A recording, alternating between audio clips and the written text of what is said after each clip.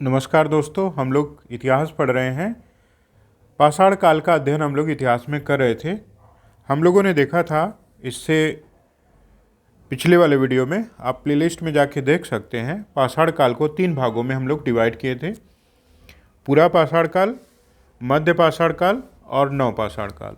ठीक है। फिर अध्ययन की सुविधा की दृष्टि से पूरा पाषाण काल को भी 3 भागों में डिवाइड किया गया था: निम्न पूरा पाषाण काल, मध्य पूरा पाषाण काल और उच्च पूरा पाषाण काल। ठीक है।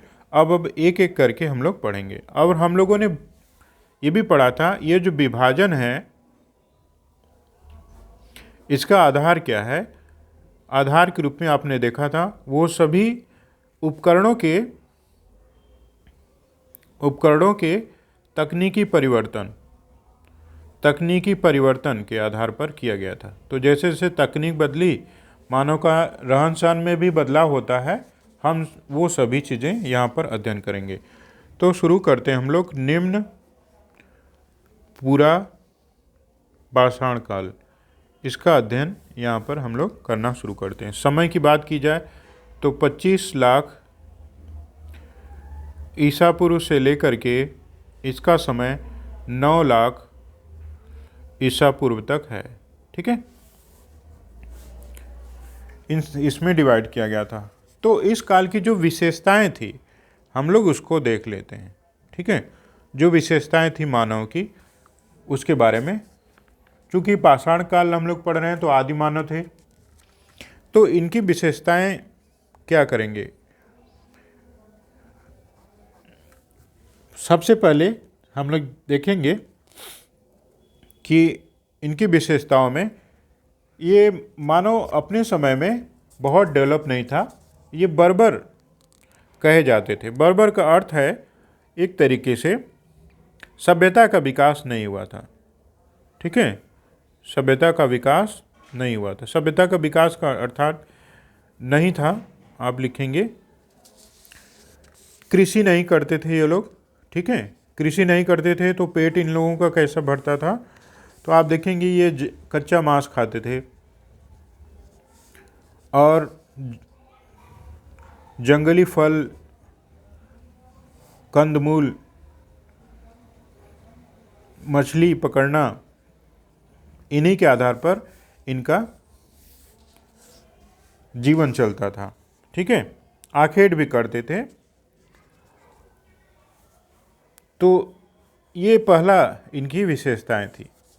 चूँकि बर्बर थे, आखेटक थे, तो बहुत आराम से बता सकते थे इनका जो निवास था वो अस्थाई नहीं था, या कह लीजिए कि अस्थाई था। एक जगह ये नहीं रुकते थे। ठीक है। ये खाद्य संग्राहक भी थे और इधर उधर घूम के शिकार किया करते थे, इसलिए इनका निवास अस्थाई नहीं था। ठीक है। किसी एक जगह पर ये लोग नहीं रहते थे। इन लोगों के उपकरण की बात की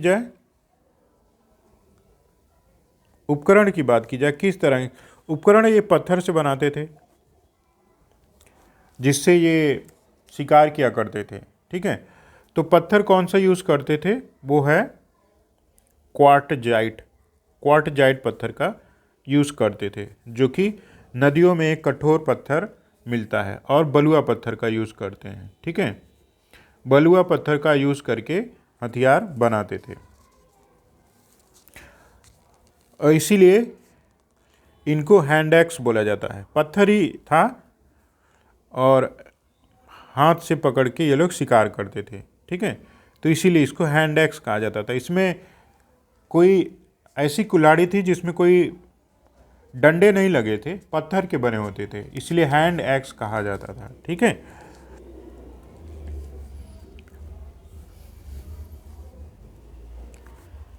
पत्थर के बने जो उपकरण थे उनको आप फलक बोलते थे।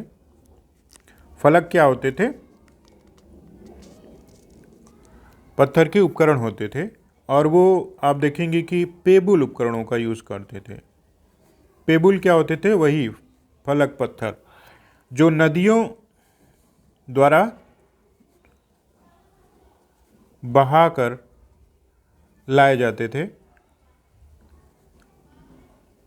उन्हीं का यूज़ ये उपकरण के रूप में करते थे। ठीक है। और पेबुल उपकरण दो तरीके का होते थे इनके। पहला आप नाम देंगे चॉपर और दूसरा है चॉपिंग। ये इसमें क्या फ़र्क है? चॉपर पेबुल क्या होता है आपने समझा, नदियों द्वारा जो पत्थर बहा के लाए जाते हैं, काफ़ी उसको स्मूथ बना दिया जाता है उस पत्थर को। तो फिर ये आदिमानव क्या करते थे, तो उसी से फलक बनाते थे। पेबुल से ये क्या बनाते थे? फलक। पेबुल पत्थर था और उसी पत्थर को घिसकर फलक बनाते थे। फलक यानी धार देते थे। तो चापर क्या होता था हम लोग समझेंगे। चापर इस तरह का पत्थर होता था ऐसे, और उसमें एक तरफ सिर्फ धार होती थी, एक तरफ धार बना देते थे। ठीक है। चॉपिंग में क्या था? ऐसा पत्थर था जो दोनों तरफ धार होती थी, दोनों तरफ घिस करके यहाँ पर जो दोनों ओर दोनों तरफ धार होती थी, पत्थर को घिस घिस के दोनों साइड धार बनाते थे और उसी से शिकार किया करते थे। तो उसको आप चॉपिंग बोलते थे। चॉपर क्या होता था? सिर्फ एक साइड ये धार बनाते थे और उससे शिकार करते थे। ठीक है। तो आपको समझ में आ गया होगा। ये कुछ नए टर्म है। जैसे पेबुल क्या होता है? पत्थर जो नदियों द्वारा बहा के लाए जाते थे। ठीक है। उन्हीं पेबुल को रगड़ के जो निम्न पुरा पाषाण काल का माना था, चॉपर और चॉपिंग बनाता था। चॉपर क्या होता है? ऐसे पत्थर होते थे जिसके एक साइड में, सिंगल साइड में वन साइडेड धार होती थी। चॉपिंग क्या होता था? जहाँ पर दोनों साइड में धार बनाते थे। ठीक है। ये चीज़ आपको क्लियर हो गई होगी। और आपने देखा कि ये बर्बर थे, असभ्य थे और एक जगह इन लोगों का निवास स्थान नहीं था। ठीक है। अब भारत में कहाँ कहाँ पर ये पाए जाते हैं हम लोग उसको समझते हैं, उसको देखते हैं। ठीक है।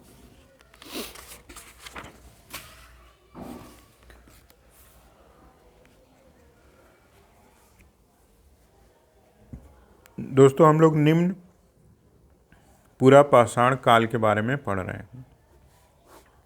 इस काल की विशेषताओं के बारे में हम लोगों ने देखा। अब देखेंगे ये कहाँ पर पाए जाते हैं।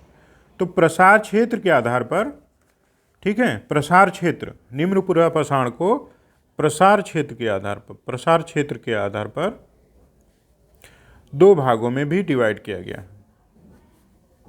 दो संस्कृत आप कह सकते हैं, दो संस्कृत नाम दिया गया है। पहला है चॉपर, चॉपिंग, पेबुल संस्कृत। अध्ययन के लिए तो ये कहाँ पर है? तो इस तरह के उपकरण सोहन घाटी में मिले हैं। सोहन घाटी ये कहाँ पे है? एग्जाम में बार बार पूछा जाता है। पाकिस्तान में है सोहन नदी घाटी। ठीक है। तो इसीलिए चॉपर, चॉपिंग, पेबुल संस्कृत को हम लोग सोहन संस्कृत भी बोलते हैं। सोहन संस्कृत क्यों? क्योंकि यहीं पर सोहन नदी घाटी में मानवों का उपकरण प्राप्त हुए हैं। ठीक है। सोहन संस्कृत या आप सोहन उद्योग कहते हैं। सोहन उद्योग, यहाँ पर बड़े पैमाने पर इस तरह के उपकरणों के साक्ष्य मिले हैं। पाकिस्तान के सोहन नदी घाटी में बहुत बड़े पैमाने पे साक्ष्य मिले हैं। जो प्रसिद्ध स्थल है पाकिस्तान में सोहन नदी घाटी के पास, उसका नाम पिंडी घेब है। पिंडी घेब ये पूछा जाता है कभी कभी। पाकिस्तान में यह स्थल है, यहाँ से बहुत ढेर सारे उपकरण प्राप्त हुए हैं। ठीक है। तो पहला हो गया चॉपर, चॉपिंग, पेबुल संस्कृति, जिसका आप सोहन संस्कृति के नाम से भी जानते हैं। दूसरा है हैंड एक्स संस्कृति। हैंड एक्स संस्कृति। हैंड एक्स क्या होता है? वही पत्थर के औजार ही होते हैं जिसको हाथ से आदिमानव उसका उपयोग जानवरों के शिकार करने में किया करते थे। ठीक है। हैंड एक्स सबसे डेवलप फॉर्म में, सबसे विकसित रूप में कहाँ मिले हैं दोस्तों? तो आप बताएंगे एक जगह है फ्रांस का, सबसे फाइन हैंड एक्स, सबसे डेवलप हैंड एक्स फ्रांस के एक स्थल है, उसका नाम है एस्यूलियन। एस्यूलियन, ठीक है। एस्यूलियन स्थल से सबसे पहले फ्रांस में स्थल है, तो इसीलिए हैंड एक्स संस्कृति को एस्यूलियन संस्कृति भी कहा जाता है। एस्यूलियन संस्कृति, ठीक है, एस्यूलियन संस्कृति के नाम से भी जाना जाता है। अगर हम भारत की बात की जाए तो मद्रास में, भारत की बात कर रहे हैं हम लोग, मद्रास में सबसे अधिक हैंड एक्स मिले हैं। सबसे पहला भी और सबसे अधिक भी, अभी आपने पढ़ा था। सबसे पहले हैंड एक्स कहाँ मिला था? चेन्नई, मद्रास में, ठीक है। तो सबसे डेवलप भी मिला है, तो इसीलिए हैंड एक्स संस्कृति को मद्रासी संस्कृत के नाम से भी जाना जाता है। ओके, मद्रासी संस्कृत के नाम से भारत। तो ये भारत के लगभग संपूर्ण भारत में इस तरह के अवशेष मिले हैं, अगर केरल को छोड़ दिया जाए तब, ठीक है। केरल में अभी तक इसके अवशेष नहीं खोजे गए हैं। हैंड एक्स संस्कृति के स्थल गुजरात में, यूपी में, एमपी में, महाराष्ट्र में, महाराष्ट्र के गोदावरी घाटी में हर जगह मिले हैं, ठीक है। सबसे प्रमुख स्थल जो आपको याद रखना है वो एमपी का है, मध्य प्रदेश जिसको आप कहते हैं, मध्य प्रदेश में नर्मदा घाटी। वो हैंड एक्स संस्कृति के बारे में पढ़ रहे हैं, नर्मदा घाटी। तो यहाँ पर एक प्रसिद्ध स्थल है हथनौरा। हथनौरा, ये परीक्षा में पूछा जाता है। हथनौरा में ही सबसे पहले मानव खोपड़ी मिली थी, मानव खोपड़ी के अवशेष मिले थे। सबसे पुराना अवशेष कहाँ से मिला है? एमपी के हथनौरा से, ठीक है। और यहाँ पर एमपी में एक जगह है, आप जानते हैं, भीमबेटका। यहाँ से पेंटिंग के प्रमाण मिले हैं, हम लोग आगे देखेंगे, ठीक है। तो एमपी में प्रमाण जो है इनका मिलता है भीमबेटका में। दूसरा है जो प्रसिद्ध स्थल है इसका, यूपी में बेलन घाटी। ये पूछा जाता है, और बाकी तो आप जानते हैं। बेलन घाटी मिर्ज़ापुर में है, आपके यूपी के मिर्ज़ापुर में। वहाँ पर भी आप देखेंगे कि हैंड एक्स संस्कृति के प्रमाण मिले हैं। ओके, तो यही दो चीज़ ही आपको याद रखना है। एमपी यूपी के बेलन घाटी और नर्मदा घाटी में निम्न पुरापाषाण काल के अवशेष मिले हैं, और केरल में छोड़ के इसके प्रमाण लगभग हर संस्कृति में, भारत के लगभग सभी जगह पर मिलते हैं, ठीक है। तो इस रूप में हम लोग निम्न पुरापाषाण काल का अध्ययन करते हैं। इनकी विशेषताएं क्या थी, कहाँ कहाँ मिले थे, और प्रसिद्ध स्थल कहाँ हैं। तो आप सिर्फ पाकिस्तान का पिंडी घेव याद रखिए, भारत का नर्मदा घाटी याद रखिए, और यूपी का बेलन घाटी याद रखिए, और मद्रास को भी याद रखिए, क्योंकि मद्रास में ही सबसे पहले हैंड एक्स मिला था, ठीक है। तो इस तरह से हम लोगों ने निम्न पुरापाषाण काल के बारे में डिटेल्स में अध्ययन किया। अब हम लोग पढ़ेंगे मध्य पुरापाषाण काल, ठीक है। तो सबसे पहले हम लोग परिवर्तन देखते हैं, क्या परिवर्तन हुआ।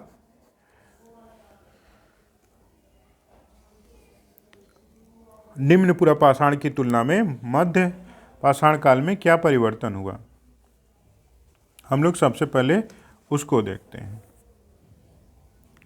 दोस्तों, परिवर्तन और क्या समानता थी वो भी हम लोग यहाँ पर देखेंगे। तो सबसे पहले हम लोग समानता की बात कर लें, तो विशेषता वही थी। मानव इसमें बर्बर था। बर्बर का अर्थ मैंने बता दिया, असभ्य था और खाद्य संग्राहक था, और कोई अस्थायी निवास उसका नहीं था, ठीक है। और फलक से ही उपकरण बनाते थे। फलक मतलब होता है जो पतले धार के हथियार होते हैं, उन्हीं को आपस में रगड़ करके ये उपकरण बनाते थे, जैसा कि आपने पहले भी देखा था। मध्य पुरापाषाण काल को एक और नाम दिया जाता है, आप उसको मुस्तीरियन संस्कृत बोलते हैं। ठीक है, क्योंकि एक स्थान है फ्रांस का, फ्रांस में एक जगह है जिसका नाम ला मुस्तर है। ठीक है, ला मुस्तर, वहीं पर बहुत अधिक जो मध्य पुरापाषाण काल के उपकरण प्राप्त हुए हैं, इसीलिए यहाँ जो है इसको मुस्तीरियन संस्कृत भी कहा जाता है। परिवर्तन को हम लोग देख लेते हैं। परिवर्तन क्या हुआ कि आप देखेंगे अब जो है नए तरीके के पत्थरों का उपयोग होने लगा था।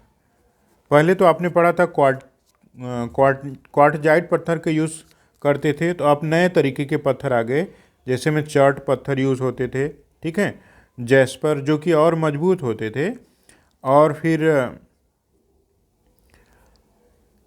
कैल्सीडोनी, इस तरह के और भी मजबूत पत्थरों का उपयोग ये हथियार बनाने के लिए करते थे। ठीक है, और एक परिवर्तन हुआ और वो अब नुकीले बनाने लगे। नुकीले, यही परिवर्तन विशेष था, हथियारों का उपयोग करने लगे। ठीक है, जिसको आप क्या बोलते थे, बेधक।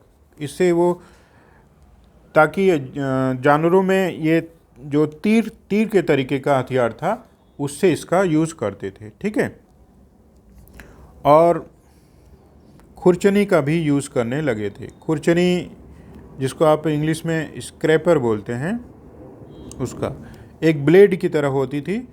तो ये परिवर्तन के रूप में है। आप क्या पढ़ेंगे, नए पत्थरों का यूज़, नुकीले हथियारों का यूज़ और खुरचनी का यूज़ इस समय होना शुरू हो गया था। तो ये थोड़ा सा डेवलपमेंट यहाँ पर आपको दिखेगा।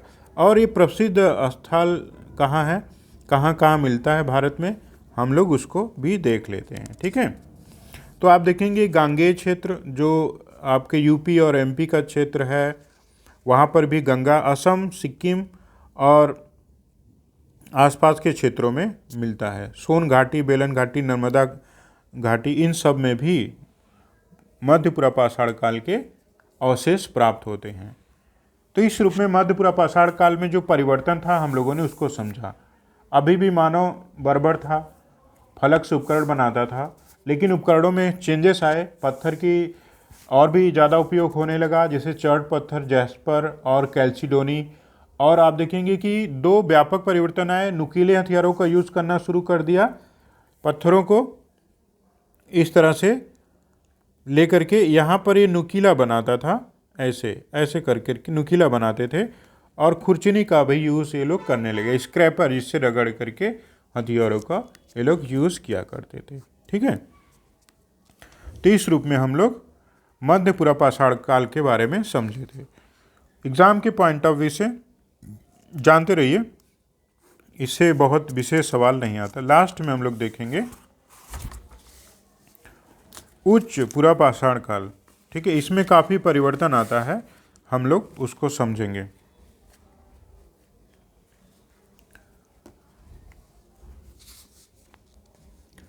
उच्च पुरापाषाण काल। ठीक है, उच्च पुरापाषाण काल के बारे में हम लोग देखेंगे। दोस्तों, ये जो परिवर्तन है हम लोगों ने अध्ययन किया है,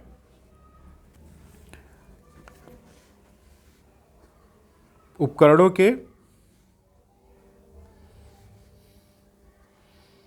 तकनीक में परिवर्तन के आधार पर काल का विभाजन किया गया। इसका समय 40,000 ईसा पूर्व से लेकर के 10,000 ईसा पूर्व तक है। 10,000 ईसा पूर्व तक। ठीक है, समय को जानते रहिए और फिर हम लोग परिवर्तन को देख लेते हैं विशेषता में। इस समय परिवर्तन क्या होता है, तो उच्च पुरापाषाण काल में जो परिवर्तन था वो काफ़ी नोटिस करने वाला था। ठीक है, तो एक तो प्रजाति परिवर्तन भी देखने को मिलता है इसी समय, और कुछ सांस्कृतिक परिवर्तन भी देखने को मिलता है और उपकरण में भी परिवर्तन देखने को मिलता है। इन तीनों परिवर्तन आप उच्च पुरापाषाण काल में देख सकते हैं, प्रजाति, सांस्कृतिक और उपकरण। समानता क्या थी अभी हम लोग देखेंगे, समानता के बारे में भी चर्चा करेंगे, लेकिन अभी परिवर्तन के बारे में देख लेते हैं। प्रजाति परिवर्तन क्या था कि यही समय था जब सबसे पहले होमोसेपियंस और डेवलप्ड, जिसको आप बोलते हैं ज्ञानी मानव, होमोसेपियंस मानव का उदय माना जाता है उच्च पुरापाषाण काल में, याद रखिएगा। ठीक है। सांस्कृतिक परिवर्तन क्या है? सांस्कृतिक परिवर्तन के रूप में हम लोग देखते हैं कि इस समय मानव सबसे पहले आप देखेंगे कि मूर्ति कला को सीखता है। हम लोग अभी पढ़ेंगे, डिटेल्स में देखेंगे। सांस्कृतिक परिवर्तन में मूर्ति कला के बारे में प्रमाण मिलता है, चित्रकला के बारे में व्यापक साक्ष्य, स्पष्ट साक्ष्य मिलना शुरू होता है। ठीक है। और इस समय आप देखेंगे कि रंगों का प्रयोग करना शुरू कर देता है, चित्रकला में रंगों का यूज़ करता है। और सबसे बड़ी बात है, ये गुफाओं में रहना शुरू कर देता है। अभी तक स्पष्ट प्रमाण नहीं मिला था, लेकिन अब गुफाओं में रहने का स्पष्ट प्रमाण मिला है। लेकिन इससे पहले वो गुफाओं में रहा करते थे, ऐसा नहीं है कि वो गुफाओं में नहीं रहते थे, लेकिन अब जो है स्पष्ट प्रमाण इस समय मिलता है। उपकरणों की बात की जाए तो उपकरण में भी काफ़ी बदलाव आते हैं। अब ये क्या हुआ कि हड्डियों से भी उपकरण बनाने लगे। ठीक है, याद रखिएगा। हाथी दांत का भी उपयोग ये करते थे, सींग का भी उपयोग ये करने लगे थे। ठीक है। तो इस रूप में परिवर्तन को आपने देखा। अब समानता क्या थी? वही था समानता। ये असभ्य थे, बर्बर या असभ्य जो भी लिखिए। ठीक है। अस्थायी निवास था, आज भी, अभी भी, मतलब उच्च पुरापाषाण काल में। और ये खाद्य संग्राहक ही थे। ओके, उच्च पुरापाषाण काल के मानव खाद्य संग्राहक ही थे। परिवर्तन को आपने ध्यान से देखा, ये परिवर्तन ही सबसे इम्पोर्टेंट होता है। ठीक है, इतना आपको क्लियर हो गया होगा। आगे हम लोग देखते हैं कुछ इम्पोर्टेंट प्लेस जहाँ पर इन लोगों के सांस्कृतिक प्रजातीय प्रमाण स्पष्ट रूप से मिले हैं। तो सबसे पहले हम लोग देखते हैं, देखिए बेलन घाटी। आपने पढ़ा है बेलन घाटी कहाँ? यूपी में है, मिर्ज़ापुर। ठीक है। बेलन घाटी में एक स्थान है, उसका नाम है मिर्ज़ापुर, इलाहाबाद, ये सब जो आपका पूर्वी यूपी है। एक स्थान है लोहदा, बहुत ही फेमस है। किस लिए फेमस है ये भी याद रखिए। लोहदा जो है बेलन घाटी में स्थित है। यहाँ पर सबसे पहले हड्डी की बनी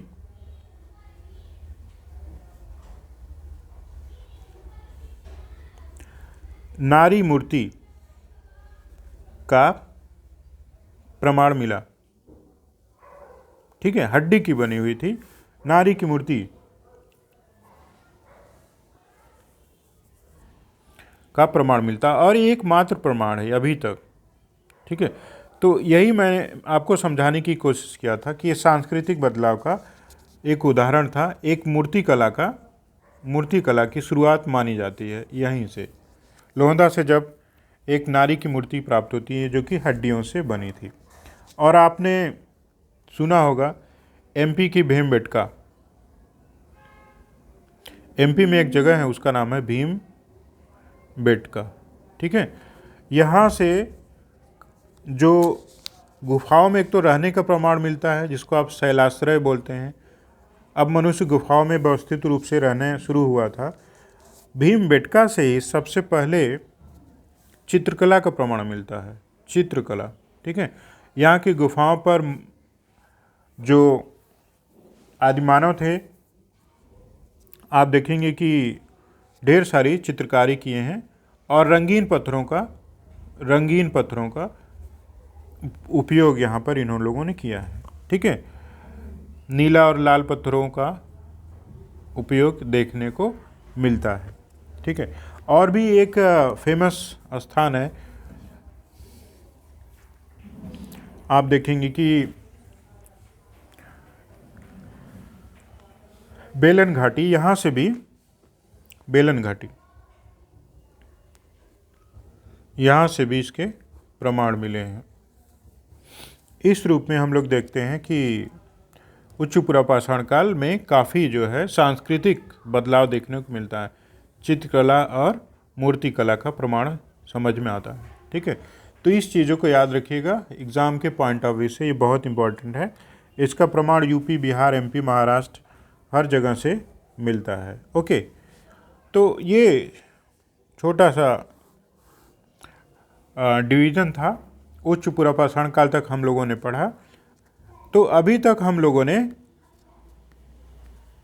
पाषाण काल को, जो डिवीज़न था पूरा पाषाण काल, ठीक है, पूरा पाषाण काल, इसके बारे में हम लोगों ने अध्ययन किया। इसमें क्या क्या चेंजेस आते हैं उसको हम लोगों ने ध्यान से देखा था। अब हम लोग पढ़ेंगे मध्य पाषाण काल के बारे में। ठीक है, मध्य पाषाण